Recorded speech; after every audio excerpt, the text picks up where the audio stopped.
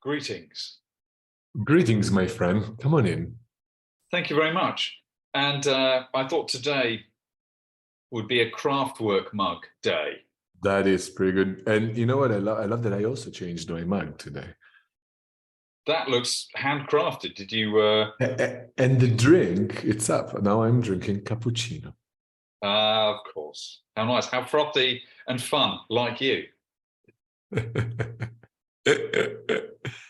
Mamma mia, my friend.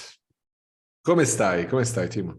I am very well, thank you very much. And I hope that you are still living your best life in the mountains.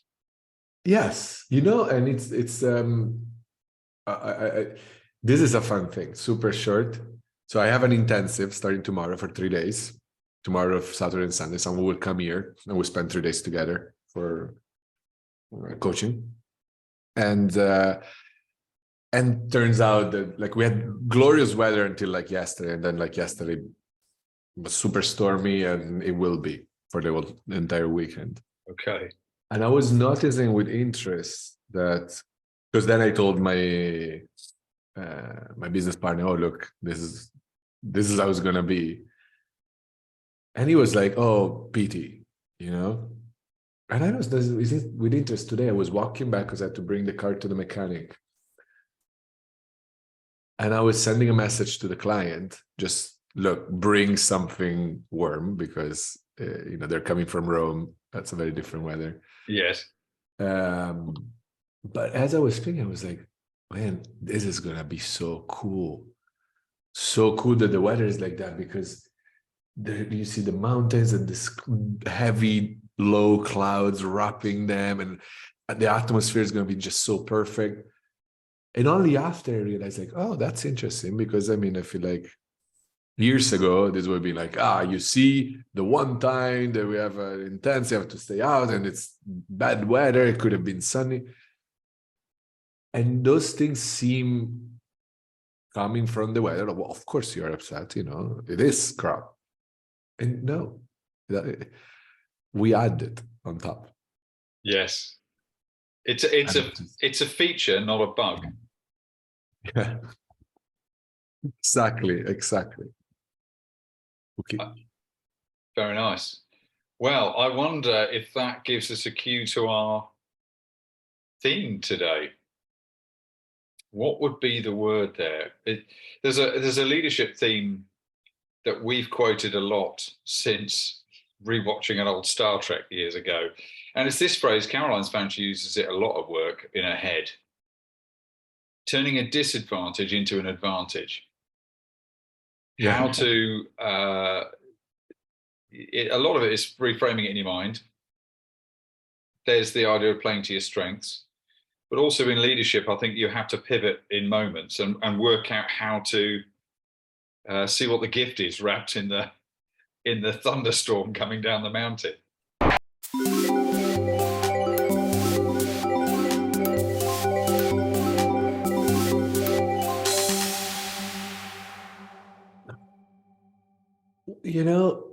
I had like one of those gorgeous moments of insight yesterday evening. I was in a mastermind where I'm a participant, not the master of puppets, but no, but it occurred to me that effort slash difficult slash negative, whatever, that it doesn't exist in nature. Like it's it's something I knew, and I probably said like infinite times during sessions with clients, but somehow I saw it at a deeper level. I was like, oh, any time, every single time you experience struggle, you must be adding it.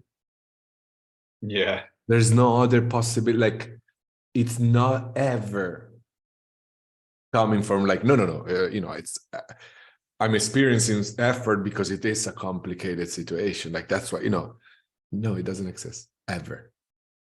And this was like, oh, and then I thought, but why do we see it everywhere? Well, like we add it everywhere, but we look for it. And so yesterday I thought, what if it was as simple as seeing once and for all, like, oh, it doesn't exist. I'm adding it. I don't feel like adding it anymore. And to actively say, like, you know what, from now on, instead of looking for effort, I look for easy.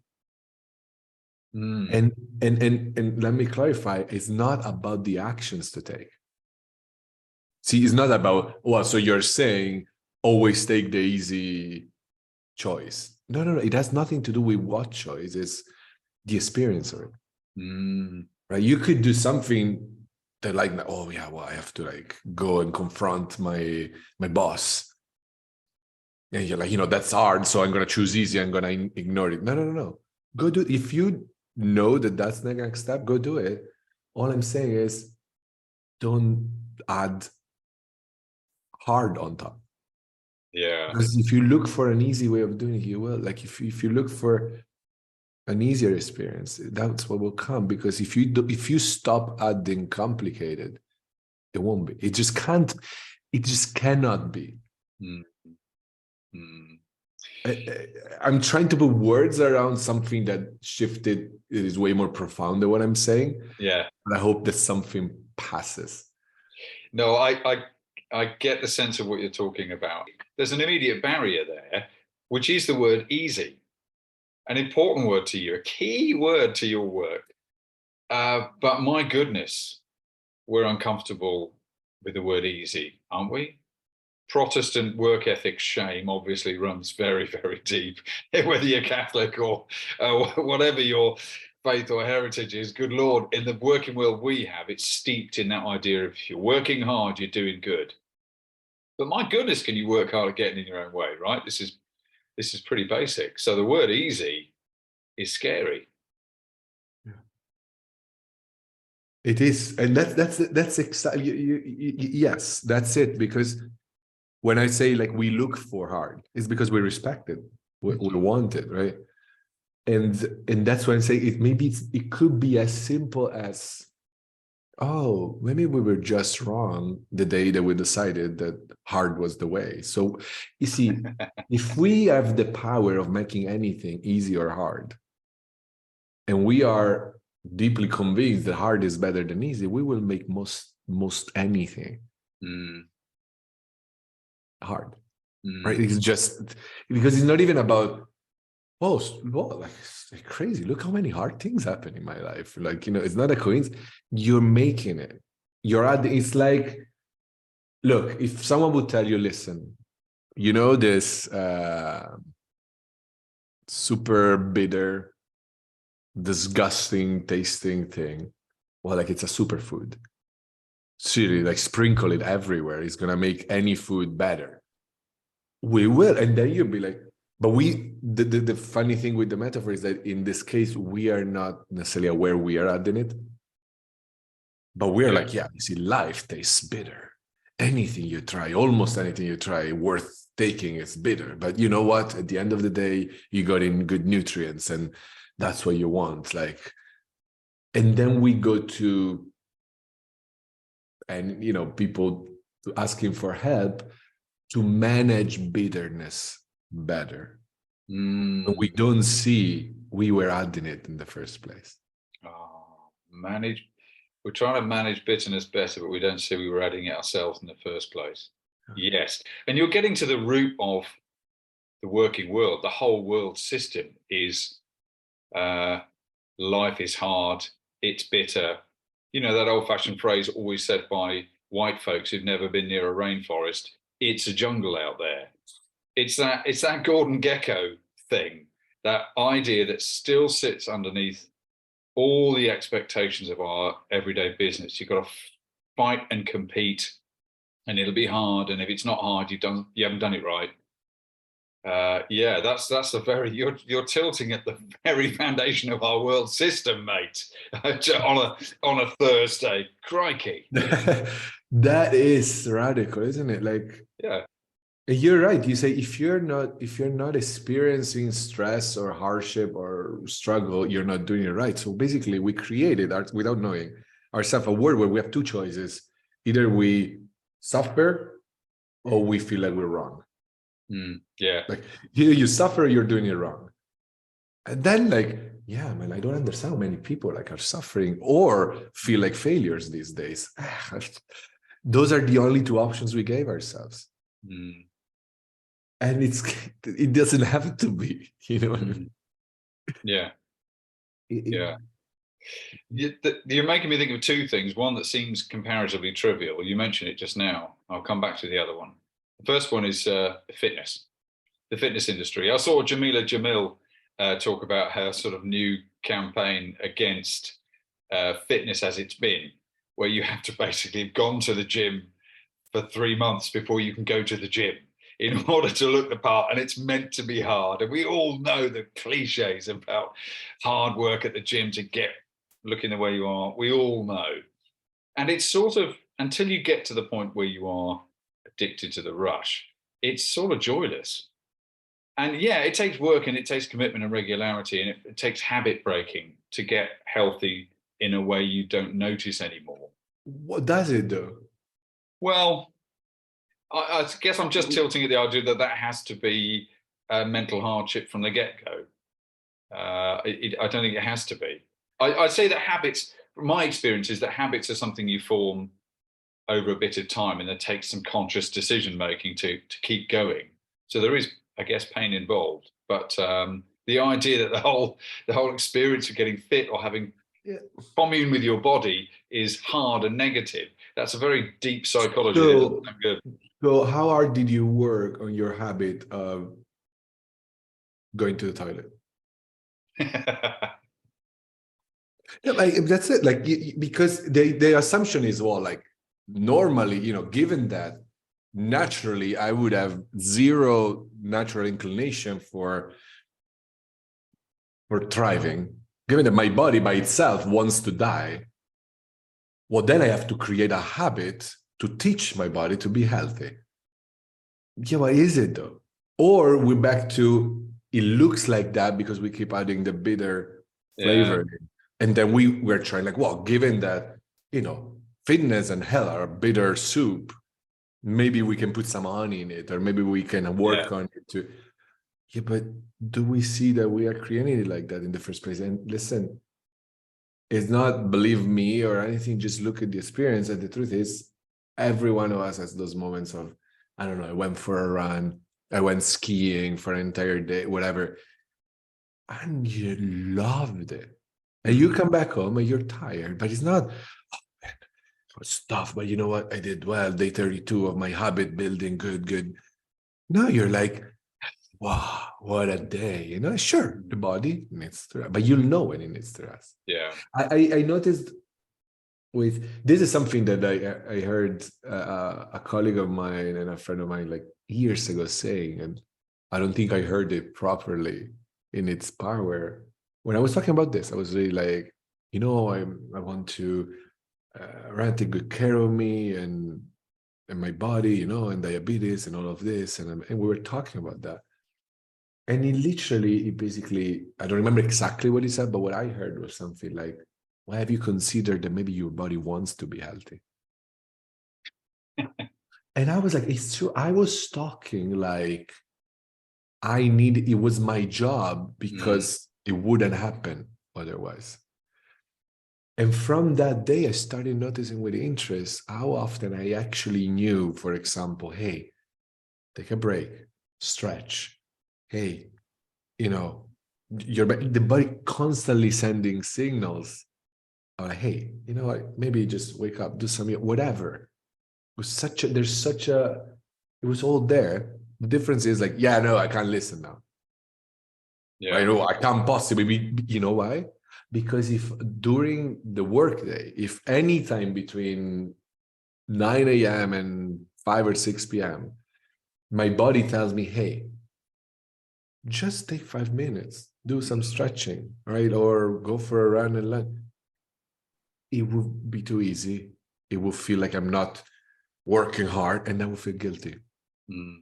We go back to the first point. That's how they are related, is because, of course, if it has to be hard, I will ignore all the obvious signals that are already there because they are obvious. And obvious is to be avoided. Yes. Obvious is to be avoided. I heard this sentence yesterday. Just Why do you think it has to be avoided? for the same reason why we're terrified by easy. Because we think, look,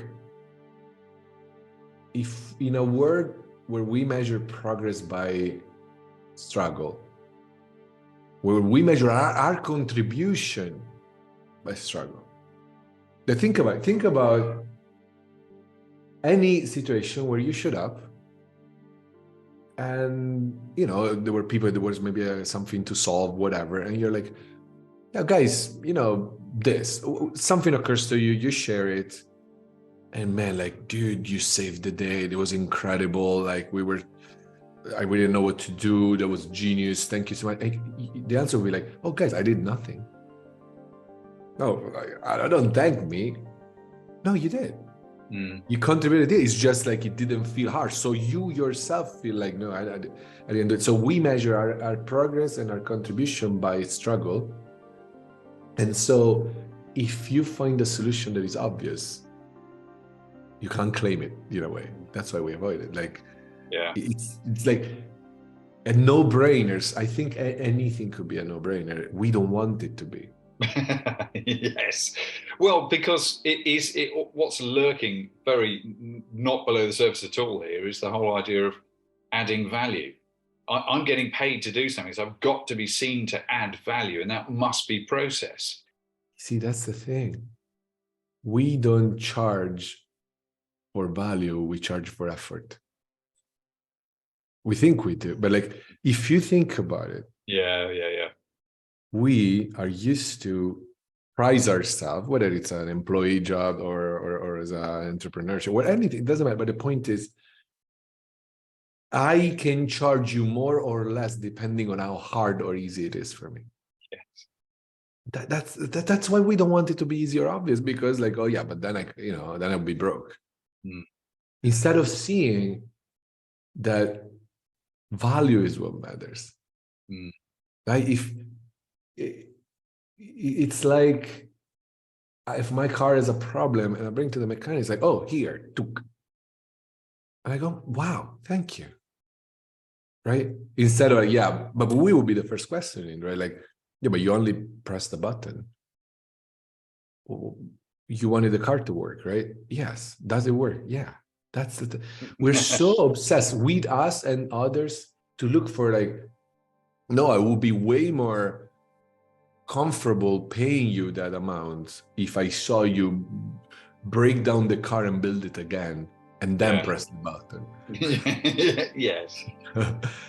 And that does, like, we charge without noticing for effort. We price it, we define worth by effort, not by value.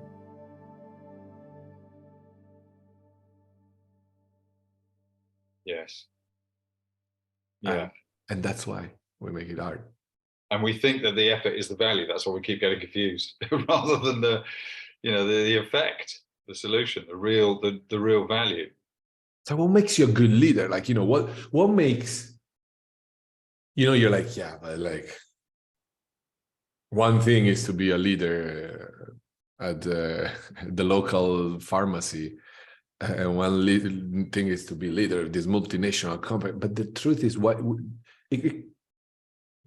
Well, because it's much harder. And we don't see, no, you are making it much harder because there is no difference. And I know that someone could hear this and be outraged. Like, what are you talking about?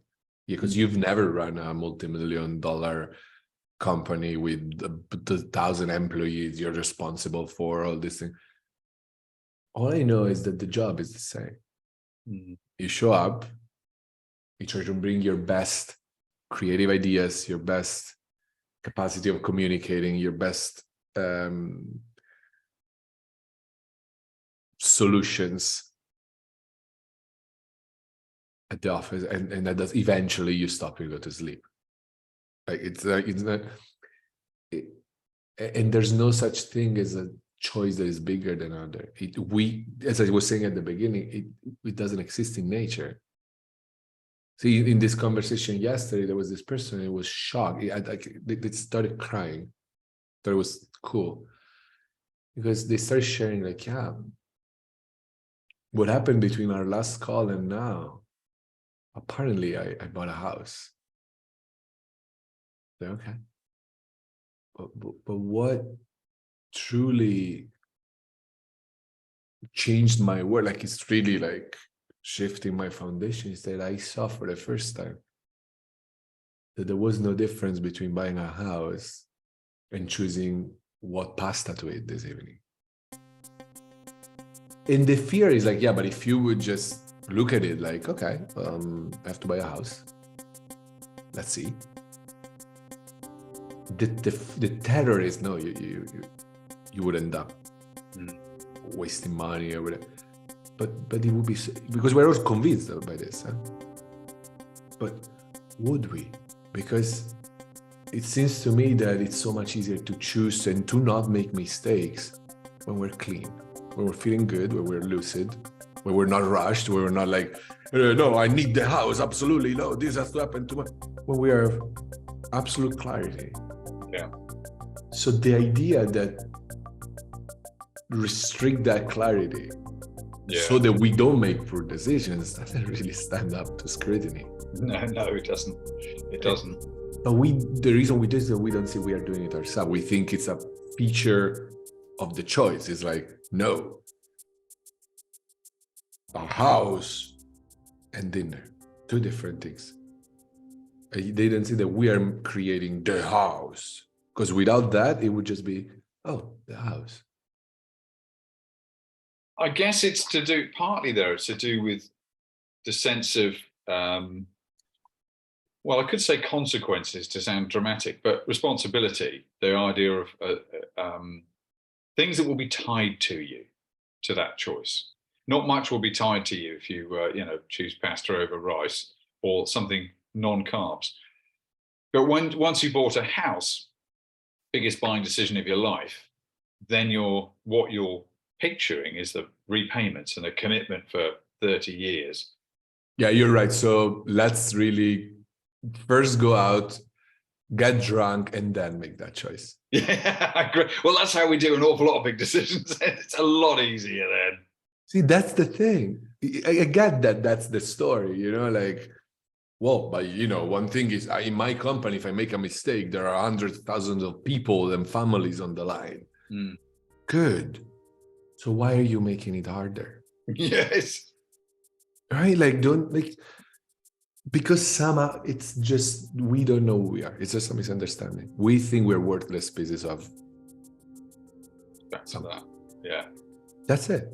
Yeah. Because, listen, I was saying before, I heard this sentence yesterday. It's something like, the very things we design techniques to achieve are the very things we're designed to do.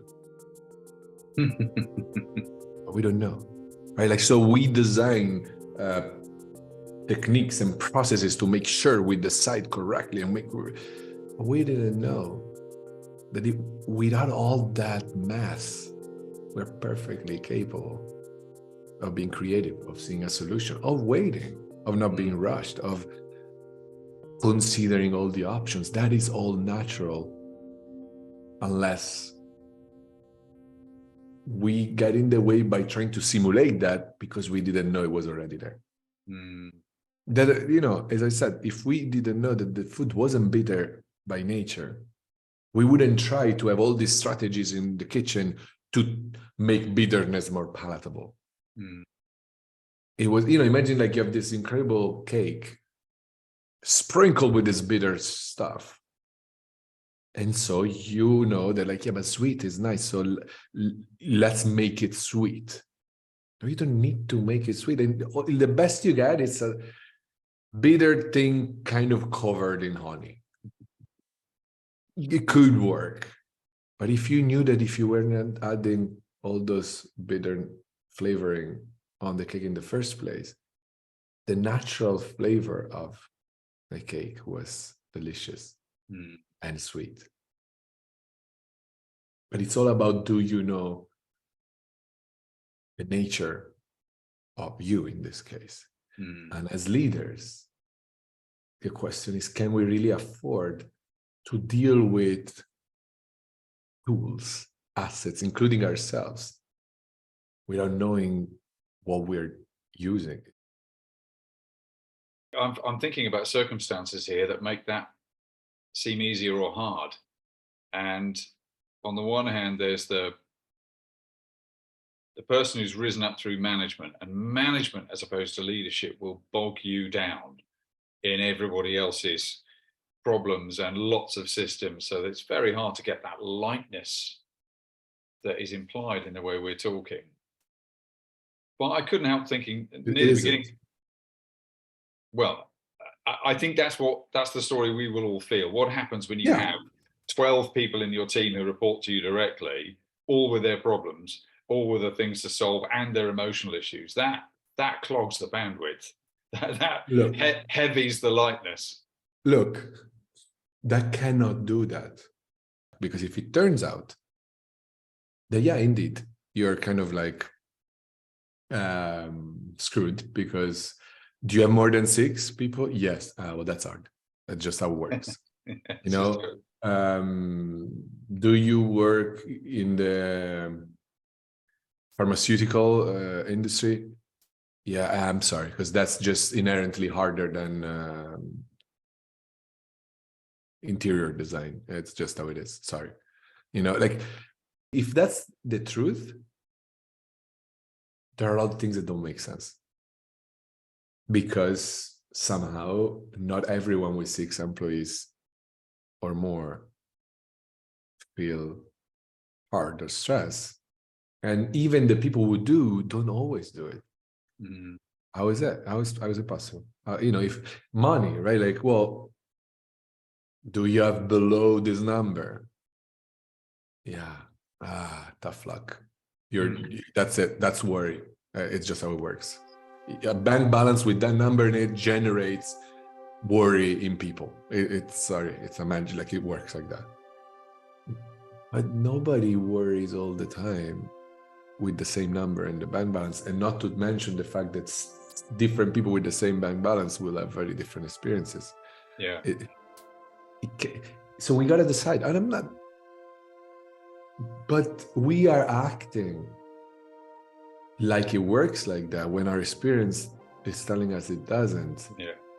And so we figure, why is it not working? Well, because look how everything makes sense when we look at it the other way. Like, well, what if it's true? What if we add it?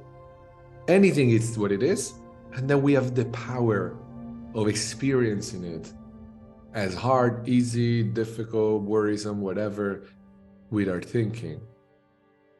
But then that would explain why same situation, very different experiences for the same person and for different people. Well, yeah, that makes sense, because sometimes I add it, sometimes I don't. Sometimes I make it easy, sometimes I make it hard, sometimes But if that's the case, then we gotta change the story, because it cannot. You see, we can't be in the middle. We can't on one end say like, yeah, I see that. Yeah, it's true. I'm making it hard, and then say like, yeah, but obviously, if I have 50 people, that's making it hard for me. It has to be one way. You know. The thing I've got in the back of my head all the way through this, when we're talking, you know, about any averagely entitled life where we're in a society that's more or less functioning, maybe we got a job or a sequence of clients, we're just about keeping heads above water, whatever the average situation is for a person living under Western kind of systems. I'm thinking of those who have to make the ultimate effort of getting out of an extreme situation. I'm thinking of refugees from South Asia, actually, or Southeast Asia. Don't even get reported in the refugee numbers for some reason. People from Bangladesh and the eastern side of India who are migrating all the way to your country, and then some of them keep going up to my country. Good God, that's effort, and their whole family, and you know, all the things that have collapsed, partly because of weather, but this intersection of different things, that they have to then make a huge life-changing effort to switch up. I kind of wonder how that applies to somebody in that extreme situation, extreme precariousness, in a system that I can navigate easily, I cannot comprehend how somebody makes that level of effort, and they have to lead for their, their family and their own futures. I'm being extreme here, but it's because I can't help but think about some Look, extremes when we talk about it. I get that, because I was in the same place. I thought like, yeah, surely it works like this, but not in cases of rape or in war zones or in. But first of all, it doesn't. It would be like, yeah, but no, I get gravity. But how about gravity when you're fleeing a country? It surely must be different. No, it can't be. Okay, so that already is my assumption. I start from the assumption that it wouldn't make sense for something to be always true apart from in Bangladesh. Yeah. Like what we're saying is not our experience always comes from what we are adding with our thoughts. Always. It's not saying, one, that we're in control of it. It's not saying, two, that we shouldn't. So you're telling me that you should just flee a war zone country and just like, no, you should not. There's no prescription. We're describing. It's like, yeah. Well, yeah, so it's easy for you to talk about gravity. So you're telling me I shouldn't fall. No, I'm just describing how gravity works. But at least if you do fall, you know why. If your center, mass weight shifted beyond a certain point, gravity will pull you, you fall. That's how it works. But it doesn't work differently for you, me, as it works for anyone else in any other situation on this planet. So if you're asking, like, yeah, but so are you saying that when those people experience extreme situations and they feel bad, that they are adding that? Yeah. But please do not hear like, oh, so is it their fault? No, nobody's talking about fault or blame. I'm just describing how it works. And I don't actually believe you can control your thoughts. But man, does it make a huge difference when we understand what's happening? So I'm feeling heavy. I'm feeling sad or up, but knowing like, oh, at some level, knowing like, oh, okay, but this is something that I'm temporarily adding myself. And the moment I'll stop or it will move on, I will see things differently. That's hope. That's resilience. That's what, and it makes it look like a bad idea to take action based on what I'm experiencing.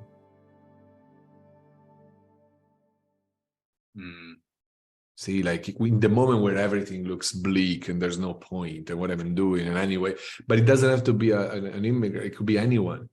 We all have those moments where like, yeah, what's the point? And I suck and it's never going to work. And it's 20 years that I'm doing it and look at where I am. I'm not saying you shouldn't have that experience, but if you know where it's coming from. Yeah. When in this thing, it says like, you know what, that's it.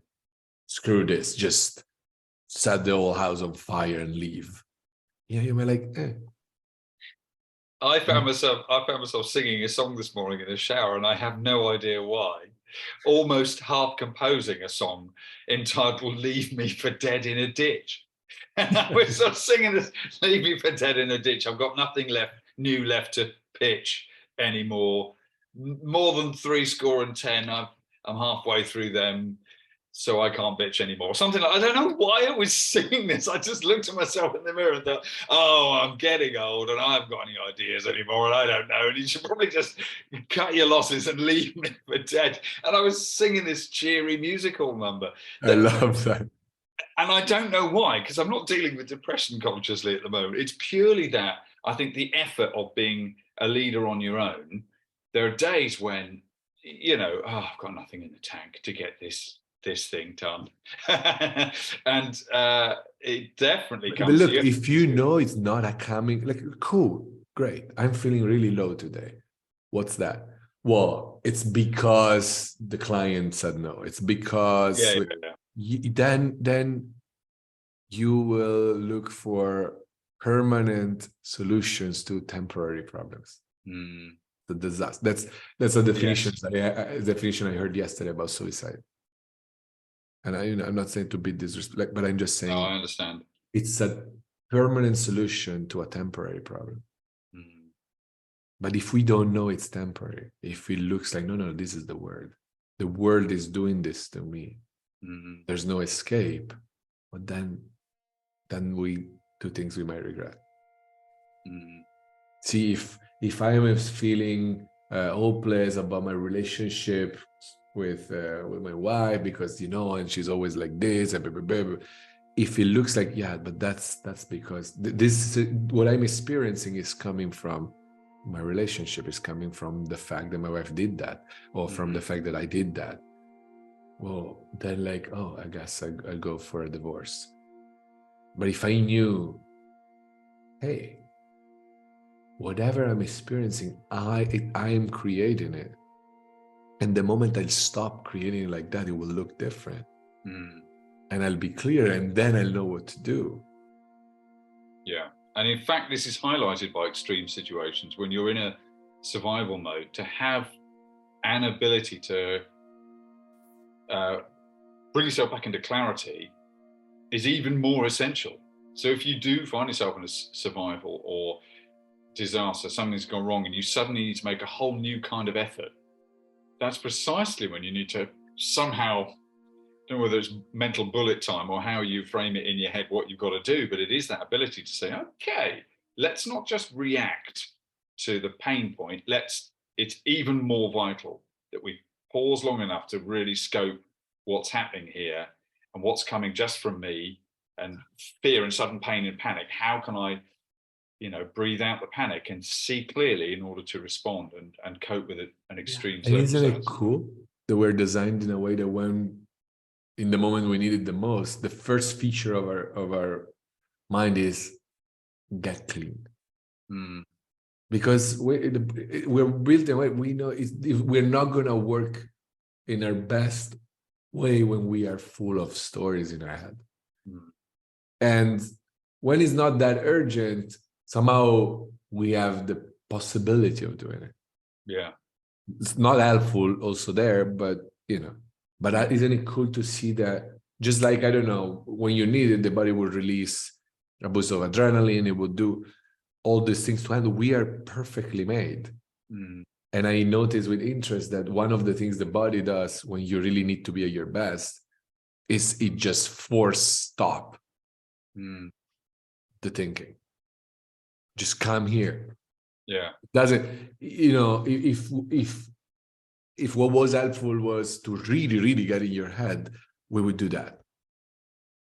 But when you're in immediate danger, I once had a car accident many, many, many years ago, and it was silent and clean. And we're like, okay, I was okay, but like my girlfriend at the time, she had like this like big stuff coming out of her head. Like, we're like, okay, where are we? What is it? Okay, you do this. Let's get to the other side. There is a gas station. We were in a foreign country, but but it was so.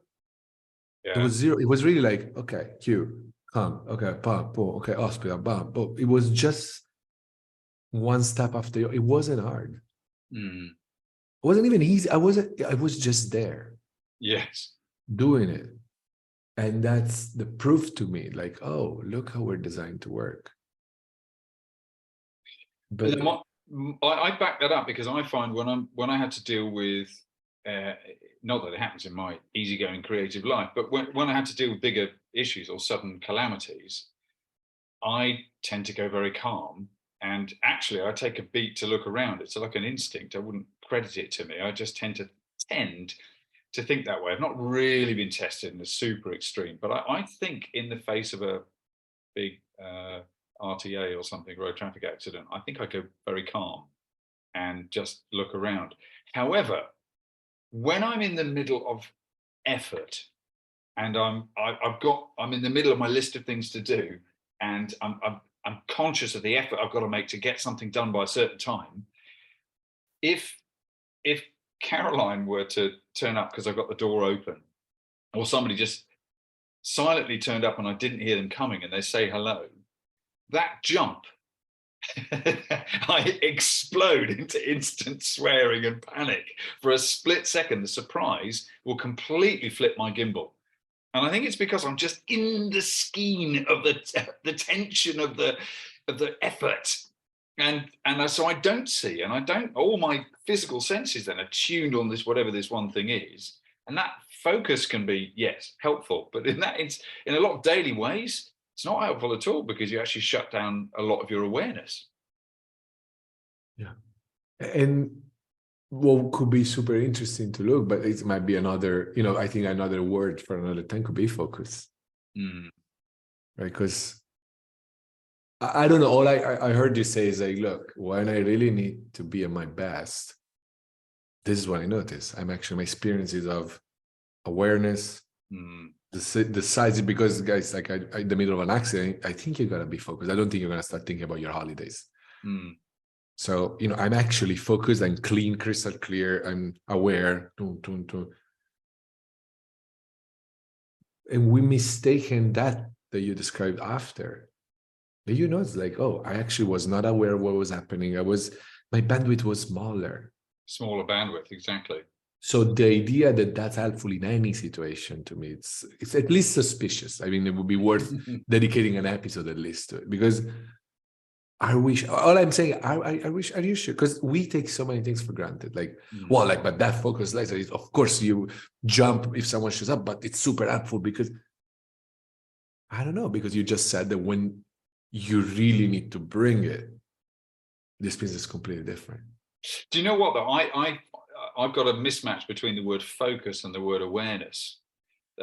Because to me, focus is a narrowing down and everything else goes quiet and you're laser-like with a prey. And there is a place where that image really works. But to me, what we're describing being in an accident or a moment of sudden disaster, it's an opening up. To me, it's like I'm suddenly aware of all my inputs at once in a way that's very only helpful. The relevant ones. Yes. I doubt that in the midst of a crisis, you're like, so we're like, oh, look at how cute that parrot is. Or like, oh, no, you're right. Yeah. Banana trees over there. No, you're incredibly focused. There is only task at hand and everything else. Anything you were thinking about, like, oh, yeah, tomorrow I have the dentist appointment. You will not think of any of that. So what if we could, but again, I might feel, and I'm experiencing with you in real time, but my feel is that, what we were saying before, right? We basically, all the things we think we need to practice and add and develop are all the things we were actually built in.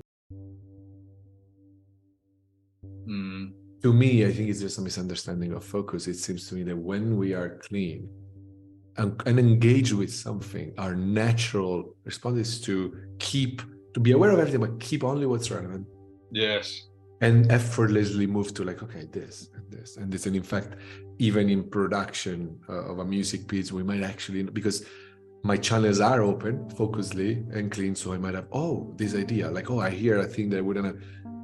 Because we don't know that's built in, we manufacture it. So like, that's I gotta focus. And we shrink, and that's just low quality imitation of the focus we're capable with when we're engaged with something and present. Right. So that's kind of what the difference is, not because it's just not true. Like anytime you need, but right now, if you would hear a scream from the other side of the house of your, or Caroline asking, you would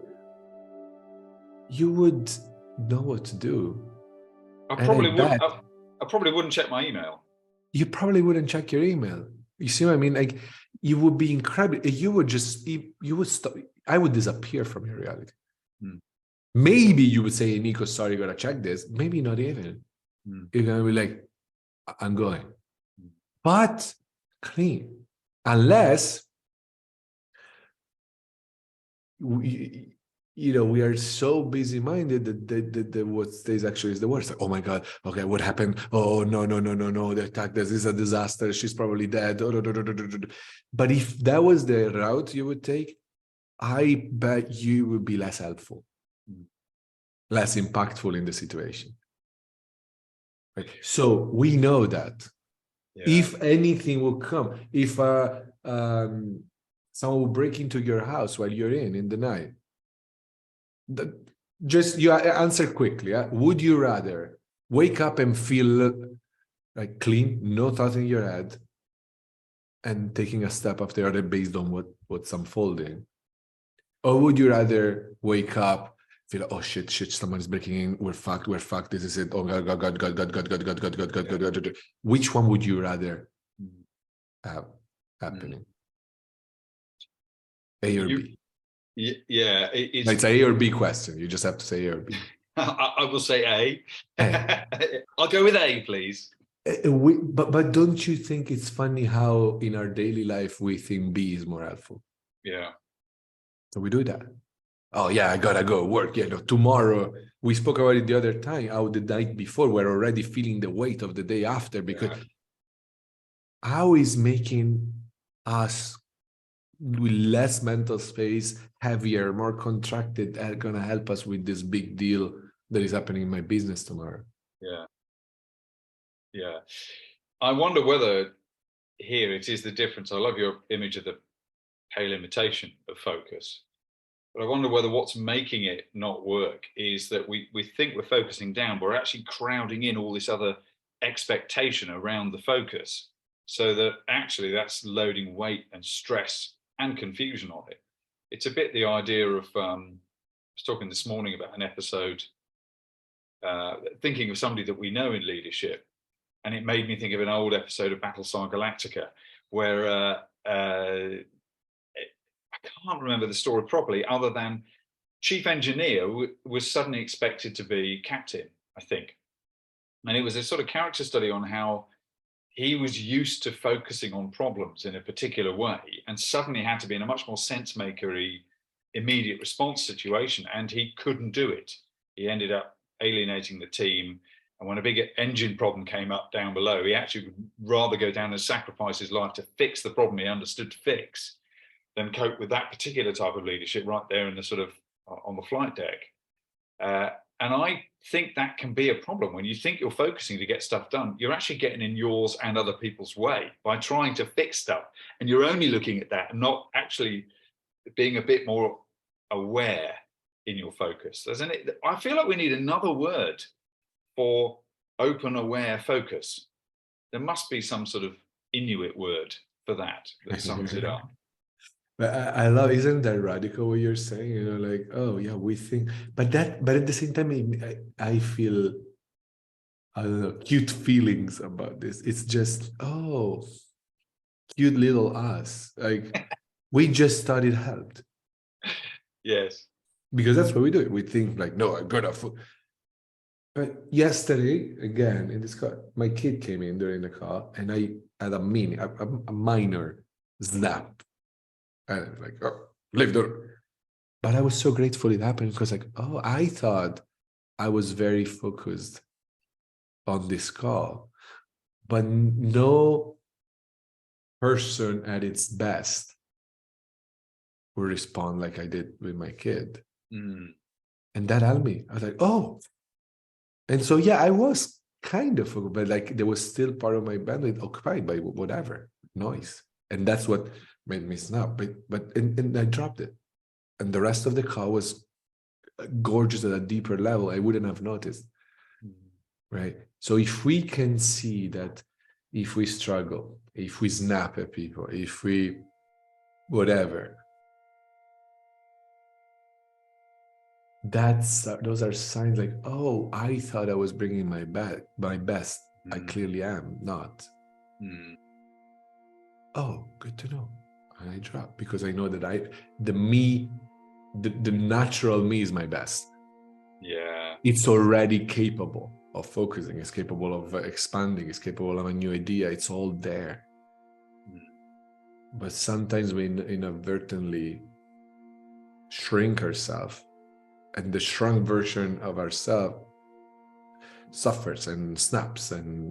But as long as I got home, I snap at my kids, and I blame it on, yeah, it's just crazy at work these days. I'm just innocently misunderstanding what's happening, and I can't fix it.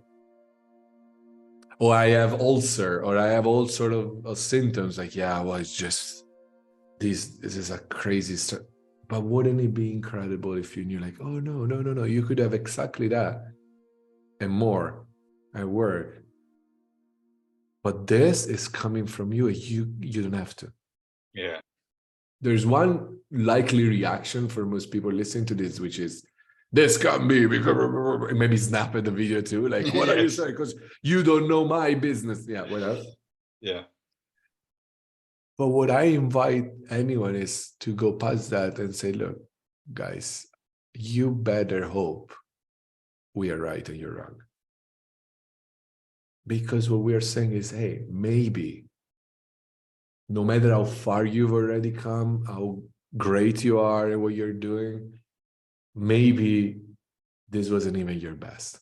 Maybe no matter how big or small your project or whatever it is you're doing is, you could experiencing even with a wider, awareness, feeling great. Maybe no matter how much you travel and how many people you deal with, you can also have a glorious relationship with your family. Yeah. Maybe when you do that, you'll find out that tomorrow you show up at work and and it looks so different. You see 10 other opportunities that were right under your nose, but you couldn't see because it was too foggy. So, I mean, if I would certainly hope, hey, like, it really looks like these guys are wrong, but if they were right, that would be really good. It would be really good. And just check for yourself, consider it. It's not about agreeing or not, just because I love all these conversations where we're trying to look at, hey, how does it work? Yeah, how does it work? So if it turns out that it works, like, it's already working like that, it's not even like you have to buy our patented method and apply it. It's like, no, it was already working like that, and that's why it was hard, because you were using it wrong. Yeah. And it was innocent. It was innocent. Yeah. I thought this episode might be about effort. It's actually been about the nature of focus. And the nature of it is, perhaps, focus is really about showing up with your authentic self, because then you can be present for the family in that moment. Then you can be present to the specific challenge that somebody runs across. Right, we're all at this conference, but how am I going to fix this problem that's got to be done by today? Well, all right. If you actually just breathe into who you really are, your authentic self, you might be able to see what the solution is for that moment. But when you bring the baggage, when you bring all the expectations, and you're bringing a lot of weight, what expectations can you snip away in every moment so that you're back to your authentic self? And I love how you're phrasing it, because I'm thinking, I don't know, it's a very weird image that came to me, but like, I don't know, imagine you're a practitioner who works with a child, and for some reason you need him to focus on one thing, on he has to kind of interact with a couple of steps to focus on his motor skills. So what you want ideally is a very empty room, the 2 steps, and the kid. Yes. And somehow you show up and you're like, okay, look, because we really need to be focused on the 2 steps, and the kid is like 2, 1.5, I also brought this full bag of toys and I just scattered them all over the room, because I think that's going to help. Because that's what you described. That's it, right? Like, okay, this is very important and I really need to be present here. So I'm also going to load this file that tells me about my expectation, this file that tells me about myself, and this file that tells me about... Yes. Yes. Yeah. Yeah, totally right. I've got all these PDFs open and all these toys on the floor, and that's when I'm at my best. Plus, 60 emails I've still not read. Yes, best authentic me. Right? Like, yeah. I had this conversation. Maybe it could be a nice wrapping up story with someone in a client, and they was telling me, well, but you must admit that humans are naturally designed to be negative and be depressed and to kind of to worry. And it makes sense because, you know, if you imagine a caveman, right? Caveman, You yeah. know, between two different cavemen, it was saying the one who worries is the one who survived, right? And so I asked the guy, I say, hey, do you do your job, which I'm only gonna say is a very performance-based job in the moment, you know. Do you do your job better or worse when you worry? Like, you know, those times where you really have a lot in your head, like, oh my God, and if this doesn't go well, it's a disaster, blah, blah, blah, blah. No, of course, much, much better when I'm not worrying. Cool. Well, I have no reason to assume that hunting a buffalo works differently, or protecting your family from a saber-toothed tiger works differently. I don't think that the worried caveman is the one who survived. It's not helpful. But because we think that the alternative is either worried, or because worry is us simulating the ability to respond. So the assumption is, well, given that, unless I do it, I won't naturally properly respond to the tiger. Mm. Let me just get in there and do and spin the wheel myself. You know, it's like, it's really like we're in this boat in the ocean and we have no awareness of the wind, and the idea is like, well, unless I blow on the sails, this boat is not going anywhere, so let's go. Not really helpful, but it makes sense if you don't know about the wind. Yes, makes sense if you don't know about the wind. The caveman is, and I keep the gender in there as well, is a very interesting figure underneath all this. It's probably its whole episode. But there is a whole load of shame naturally attached to the modern mind about we haven't got it hard enough. And I think it's attached to the fear of losing everything, all the clutter in our lives. What if I lost everything? I need to work harder to keep it. And if I ever have a moment of enjoying myself, what would my inner caveman be telling me? Be telling me, you've got it easy. I was fighting. It was all a fight. Everything was a fight. When in fact, what Tyson Yunkaporta would say is, I'm not grateful for the modern world because 10,000 years ago plus, my ancestors, yes, they had to hunt and they had to do bits of work, but an awful lot of their time was social and creative and ritual, and this richer, more balanced, way less stressed life in the matrix of a living system. It was a completely different context. And so you, still wearing your buckled shoes and tights in the coffee shops of 18th century Europe, are fretting about whether you're caveman enough or or too caveman all at the same time. And it's all just about shame and fear.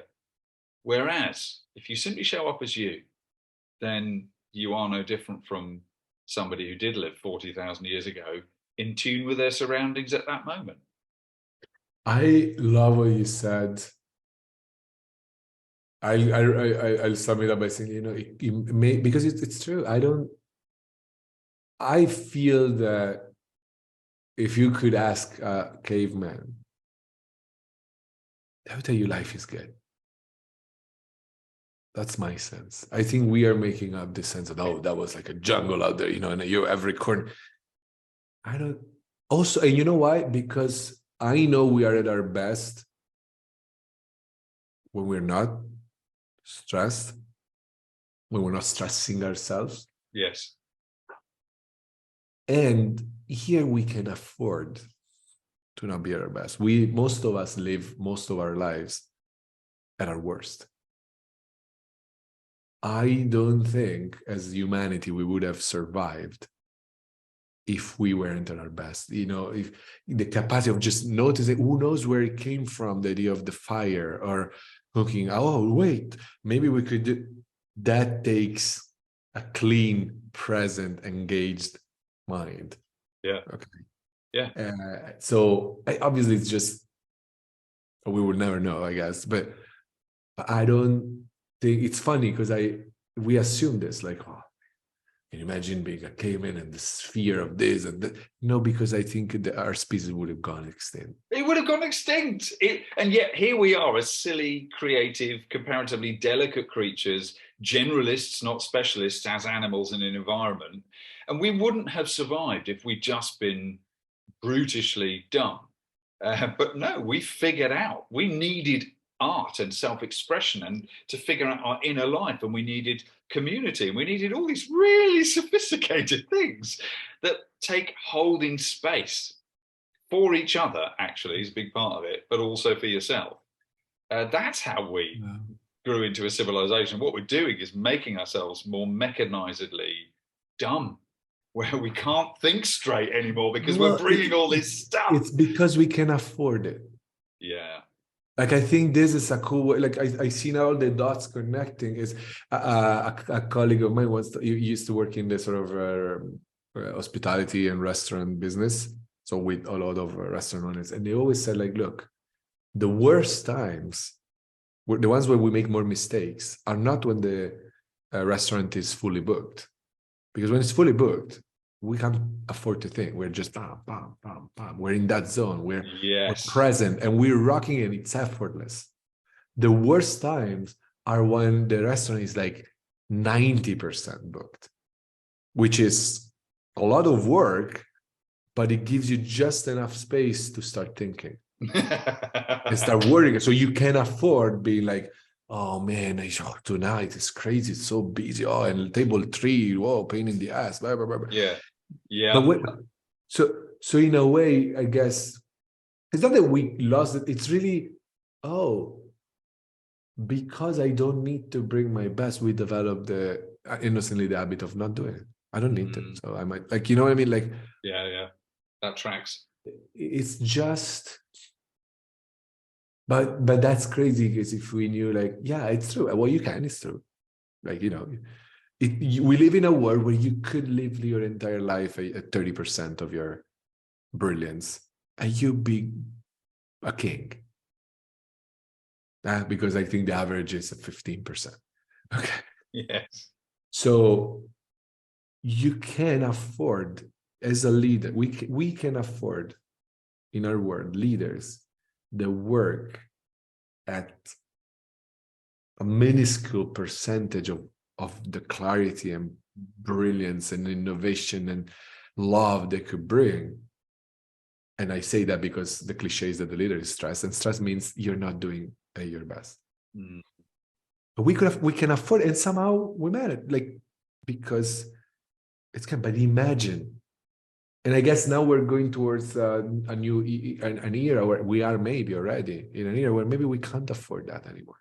Yeah. So it's ever more essential to reconnect to, like, hey, what's our nature? How do I show up at my best? It turns out the answer is by stop making yourself dumb. Yeah.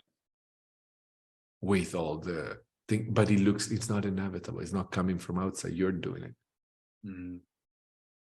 That's freaking crazy.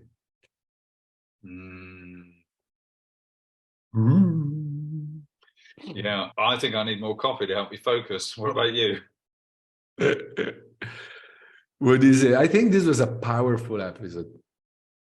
Yeah, and also because it was, for me, it was an effort actually to kind of find my way through it.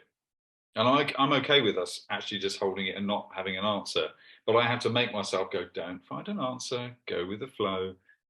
And and I'm finding this week actually everything's a bit of an effort for me. And I'm not sure why, because I feel okay. I've been in the sea, as you know. It's a very life-affirming thing to do when you live by the coast, to go sea swimming. And that whole body thing really helps you go, yeah, I can. But actually, it is all this week a little bit of an effort right before I go away to do a job next week. So this has been an interesting real-time exploration. Yeah. I'm going to go and put some pizza dough on. That's it. Fuck yeah. Brother, thank Really? you. Thank you for a lovely and interesting time. God, this is a rich exploration, isn't it? It is. It is. It's Well, beautiful. thank you. for We your are time. really well made. I wish everyone could see that. Yes. That's a beautiful phrase. Thank you for this time. Bless you, mate. Thank you too. And Love have to a your beautiful- fantastic time. I will. Yeah, love to your beautiful family. Bye bye. You Ciao too. for now. See you soon. Ciao.